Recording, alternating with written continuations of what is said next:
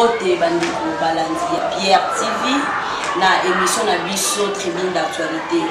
Le lot de sous la sujet na biso, les Congolais est en train de défendre le président de la République Fatou Félix Antoine Tshisekedi Tshilombo et Moïse Katumbi o basili kopekisa ye kokita na Goma. Ye ko mwana mboka me balobi akita na Goma te. Lelo to pusani vraiment kolobela likambo oyo wana na moni balandi na biso balandaka biso kolonyo so ba fidèle na biso lokola maman Jackie Elungu de Progrès, Jonathan Elungu, Rebecca Prophète Eli Elungu bangonya so kuna na Londres bazolanda biso vraiment mbote na bino na bike bino mikono so bozala kaka wana coup de chapeau et pas na bino pe nazo travailler lisusu na ndeko na biso Jonathan Tutala, vraiment les grands caméramans, coup de chapeau, merci. Pour la émission, il y a les lois on a dit que Osaka Kawana Makamoko Tambola Malamu pe ba ndeko bazola na biso na bosa ni bino te vraiment ba gros bisous et belé to lingi bino mingi to sepeli koza na bino lisusu na tongo lelo bo s'abonner massivement pe bo j'aimer vraiment ba émission nga petite na bino Christelle Ndiki héroïne soki ndeko ozana nga ensemble Jonathan Tutala op sanga y transition pour na ya ba invité na ngai.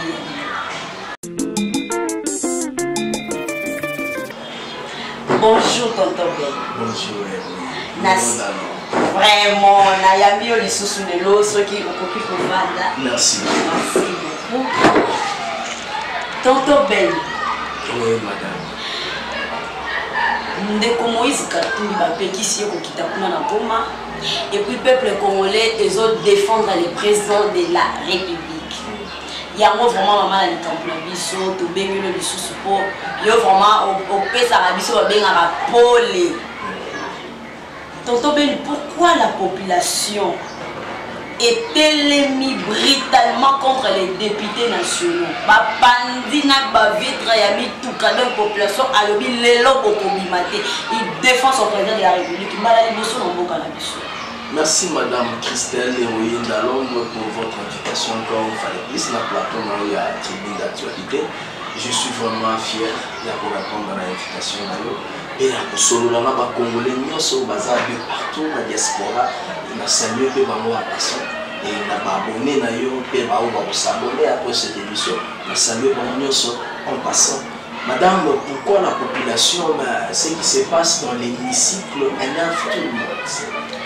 On ne peut jamais faire du Parlement ici Kamoro Boye pour venir discuter et critiquer des actes administratifs du chef de l'État. Le Parlement, c'est un pouvoir législatif et il est aussi là pour suivre le gouvernement et non le président de la République. Madame. Alors ce qui se passe, il faut énerver la population et particulièrement la combattant et la des personnes malheureusement nous condamnons nos autres condamner le dérapage, mais c'est pas ça qui ça donne pas un bon exemple. Il y a démocratie. Mais c'est que dans l'émission précédente que nous devons apprendre à cette population la démocratie. Le peuple congolais a ces problèmes. On a un problème de tolérance. On a un problème dans la façon dont on a agir. Comme si la police a un problème, on a des rapages, la population a un problème, on a des rapages. Même s'il faut revendiquer, il faut des rapages. La police peut son intervention, des rapages. Comme si des rapages, les gens malades, il y a pas congolais. J'ai comme l'impression, madame. Écoute, la maquilla, t'as la rambo, on boutou. Vraiment. Ça fait débat. Ça fait débat. Donc vraiment la population doit se soulever, n'engaka poser question. Tous aux ça bango raison des impôts pour mettre en garde.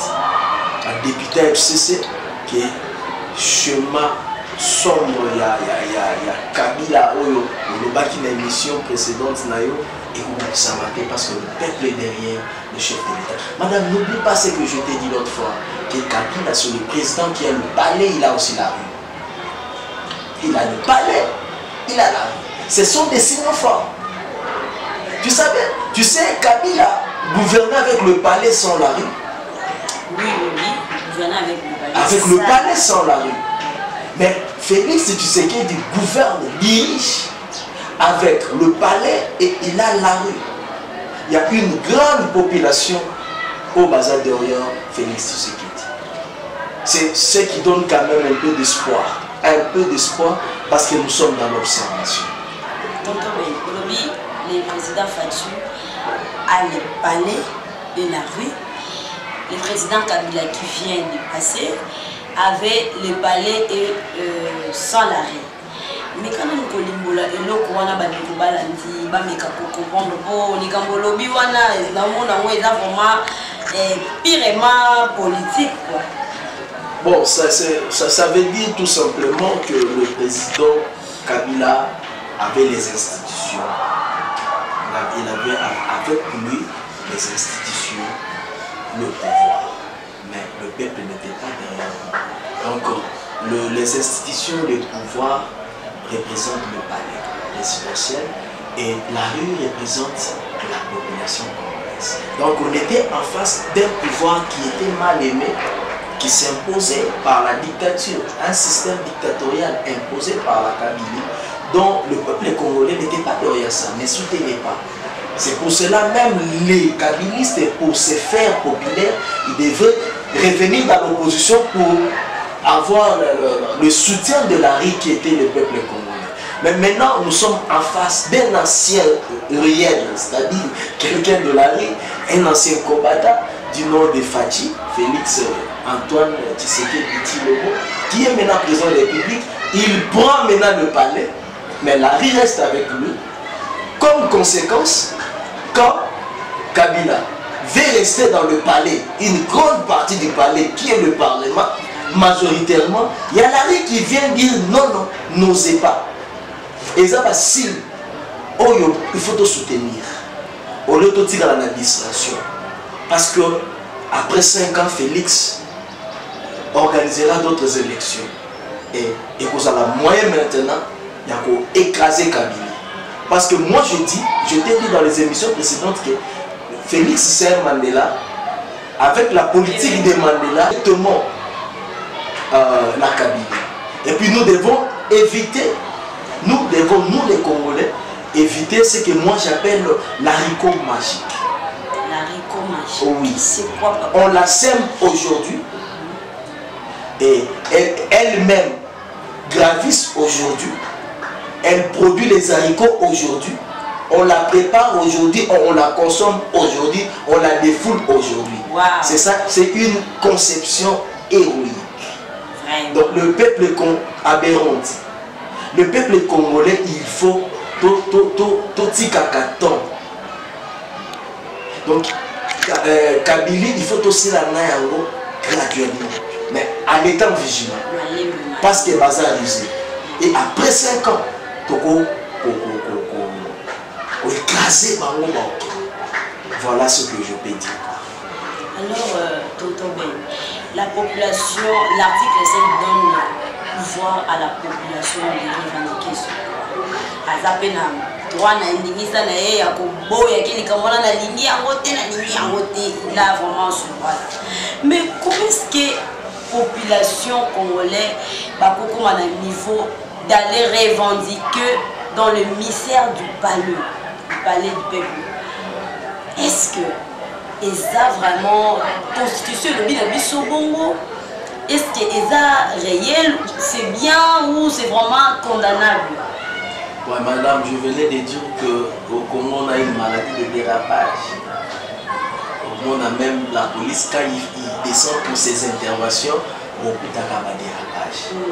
Et la population peut assumer une maladie.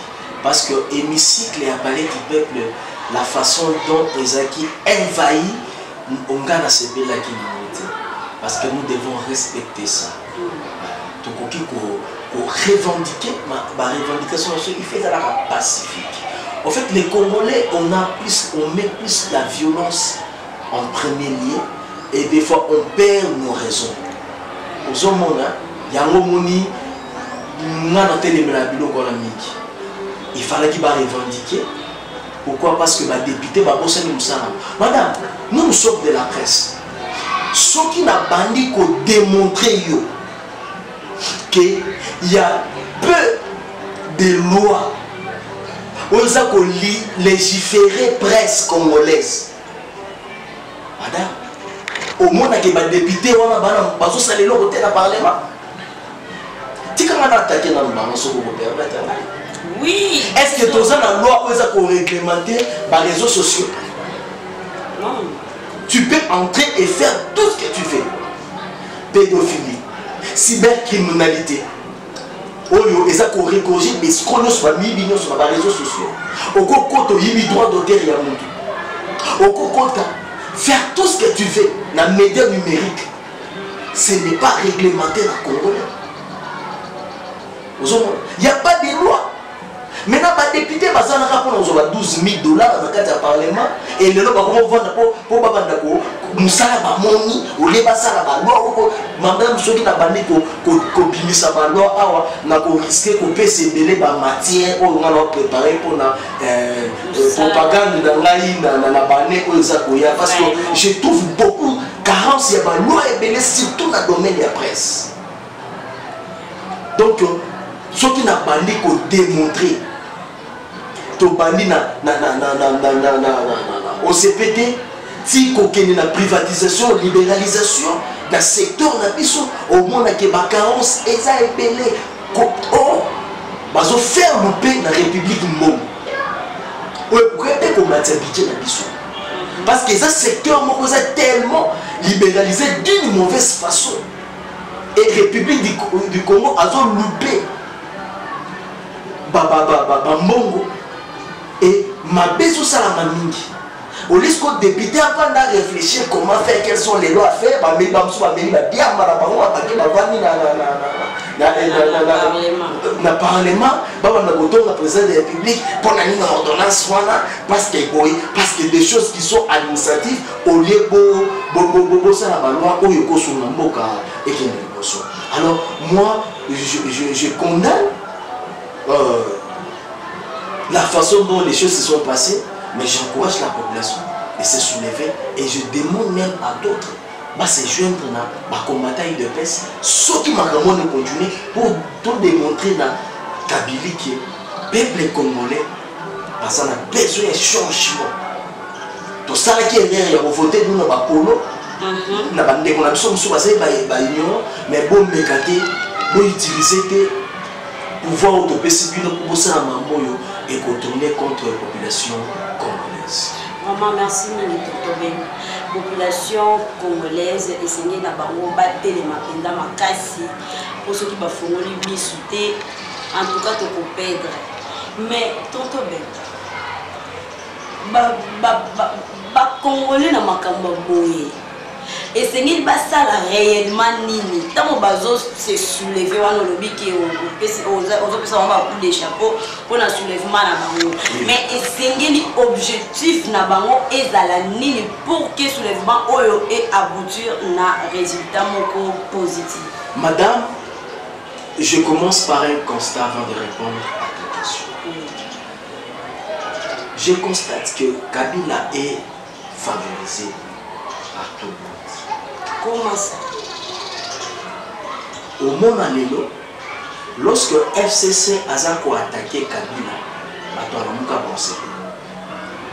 ils sont en fait. Ça un constat. Au moment où même les réseaux sociaux, les journalistes les réseaux sociaux. Comme experts en journalisme, na Facebook, les politiciens à Facebook. Ils vont publier des histoires. C'est toute une fête. Pourquoi? Parce que la Kabylie fait du mal à cash.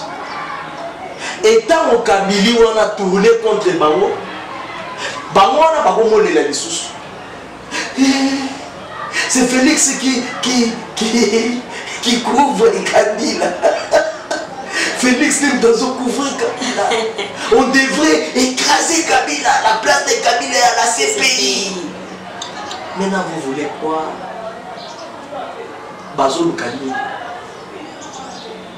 Maintenant, pour répondre à ta question, j'ai commencé par te présenter un constat. Madame, je ne sais pas ce que vous avez constaté. Et c'est ce qui tue ces pays. La chose à faire. Comme si l'opposition n'est pas unie et puis ne sont pas constants. Le problème est à positionnement. ce qui n'a petit boy à perdre ma position. Et même si même journaliste, au moins un journaliste n'a même pensé de l'eau, on va la télé. Mais allez là, tu as mon mot, alors il faut la oh, nous sommes des journalistes. Et nous, bon, nous sommes des juristes. Vraiment, surtout les juristes. Les juristes, côté ici dans la politique, c'est comme si ils ont étudié la politique. Ce sont les juristes. Les juristes, ça part de la politique, tonton. Mais maintenant, tu as comment soit des journalistes, madame. Mais comme dans le système, il y a des journalistes, des gens là. Il y a moi qui bien que Bilo on est dans la TV les amis. Mais il n'a pas le choix, il faut faire, madame. Au-delà banalisme, des fois je suis contre Félix, des fois je soulève la Bernadette, des fois je soutenir la Mouka, des fois je fais des analyses objectives parce qu'il s'agit de la République. Donc, quand je vous présente ces constats, nous allons rejoindre mon vieux Franck Diomo, ou alors si Pito Tiki Félix n'a FCC, dans sa opposition simplement. FCC pour Mélaï passe et la population. La population. Et c'est plutôt ils sont les dotés. Tous à l'ensemble, opposition à calme. Je vais te demander une chose. Mais on a le Nazozo. Na pour répondre, na qui ma question. Na nous garantir que bateau on a la biso va comprendre. Madame, ce qu'on t'a dit là-bas, invalidation. On n'a pas attaqué Cash. Comme les gens disent. Mais moi je te dirais, on a attaqué Cash. Comment? Quand on va invalider quelques députés, il y a AFDC. C'est parce que FDC. Or, mon ordre, il y a FCC, c'est pourquoi attaquer FCC. Mais quelques députés, il y a FDC, va se retrouver invalidés. Pourquoi va se retrouver invalidés? Parce qu'ils savent qu'il y a un schéma. Il y a FDC, ensemble, cash, vous coupez ça, majorité et FCC pour y. Nous avons révélé le logo, madame, nous sommes politiciens. Comprendre le logo dans le bas. Comprendre. Donc, ils ont déjà d'accord, les Congolais vont comprendre. Et puis, les Congolais vont douter que la carte d'invalidation, attaquer FDC. AFDC, ils ne savent même pas ça. Ce n'est pas un problème. Le problème, c'est que star n'a pas mot. C'est ça, moi star, Daniel Safou, Christelle, voilà. C'est fini, en fait, les Congolais, c'est ça. Les végétariens, il faut aussi protéger. Oh, les fondamentaux. Il y a un ça la force. Attaquer FDC parce que Azad déjà dans le là qui les cache. Et ceux qui FDC qui cache, ensemble qui cache, là il faut attaquer ensemble et dîner ensemble. Pour dîner FDC pour attaquer pas la cache, parce que la majorité parce que FCC ça n'a pas ça à diriger. Donc la constitution, les autres constitutions, les autres pouvoir légal. Vous comprenez le jeu politique. Maintenant, les gens ne réfléchissent pas sur ça. Ils se mettent dans la futurité, dans les réseaux sociaux. La futurité, on doit réfléchir comment on peut faire. Est-ce que Nakatia opposition? Et ça, le bureau d'études, c'est ça ma question. Donc, un bureau, pour passer à l'étude, comment faire? Donc, est-ce que ça va beaucoup? C'est ma question. Est-ce qu'ils sont organisés? C'est ça aussi. Est-ce qu'ils sont là-bas pour aider pouvoir en place à ça selon la population? À pousser, à soulever l'erreur à la question de la population, en fait que bisika bango bazali baye bakomomisa. Mais c'est comme si opposition a dit soyez azofinga on a la kisabiso schéma noir ozoleka na carte ya pouvoir pour la bonne population. Lui il est là avec la position naie quand on le dit comme positionnement. Ma casse la population pour biso ezala éveil patriotique. Il faut gagner quelques Congolais. va comprendre neutralité politique pour nos intérêts. Donc, des fois, il faut comprendre qu'il faut combattre un neutre pour l'intérêt national. C'est-à-dire, on t'a dit que vous avez un fatigue parce que l'intérêt général est caché. Aux amoudou ya la mouka mais au tient monter fallu nous permettre pour intérêt la biso et pour son mboka. Tout le monde a émotion. Ceux qui te l'ont dans l'émotion, tu es rationaliste, tu peux aider mboka na biso et merci beaucoup, tonton Ben. C'est moi qui vous remercie. Vraiment beaucoup. Tokei, Mikolo Leka qui que les Fati Azali, Nelson Mandela na Kati. Ils ont mis les choses. Vraiment, ils ont mis les locaux. N'a pas pour la pour les locaux, population balobi ezali cash na FCC. Batelemeli Moïse Katumbu kwa atterrir na kati ya Goma. Mais Moïse Katumbu aza mwana mboka. Lolenge nini akita te makolo na ye matambe na ye ene ata mabele ya Goma te eza nini ekomi nini tozo comprendre te. Madame franchement vous êtes makasi. Donc, vraiment, c'est une très pertinente question. Bon, en fait, il y a un problème que nous devons savoir. On a ces plaignants, un problème, on a des temps à autre. Avion pour témoigner, il faut respecter la procédure de loi. Les domaines de l'aviation civile. Et ça, la réglementation. Madame, je n'ai pas assez d'informations sur l'avion de Katumbi, mais j'ai suffisamment des informations sur les plaintes de l'opposition en ces matières. Souvenez-vous l'autre fois, on a crié qu'on a refusé à l'avion de Martin Fayulu et circulé pour la propagande. Mais or, il y a un problème, il y a la démarche. Nous voulons aspirer un état de droit. Mais nous devons être légal envers nous. Oui, oui. Si on passe, on ne doit pas priver nos États, on doit respecter. Est-ce que Moïse Katumbi a brandi ma démarche na yasala qui pour la autorisation pour voler l'aviation civile et que l'autorité aviation civile a bimé là qui autorisation et vol pour Goma? C'est ça la question qu'on doit commencer par se poser avant d'aller directement au jugement. Commencer à juger Félix, commencer à juger les autorités de la République. Lorsqu'on est dans l'opposition, on devient un bébé. Lorsqu'on te touche, il faut crier, tout le monde viendra pour la mine au bêtier parce qu'il y a un bébé. Non, non, non, ce n'est pas ça l'opposition, madame. Il faut tokola, il faut politique, la bisopé et tout. Nous voulons un état de droit, nous devons être légal envers nous-mêmes. Nous devons respecter les règles, les principes, les lois de la République. Et puis, séparation du pouvoir. Aux hommes. L'autre fois, quand vous m'avez posé la question qu'il devait faire Félix, est-ce que moi je vous ai dit qu'il doit s'opposer aux arrêts de la Cour constitutionnelle? Non, je n'ai pas dit ça. Pourquoi je n'ai pas dit ça? Parce que je sais qu'il y a la séparation du pouvoir. Et Cour constitutionnelle, c'est une institution, présidence de la République, c'est une institution, il y a une séparation du pouvoir.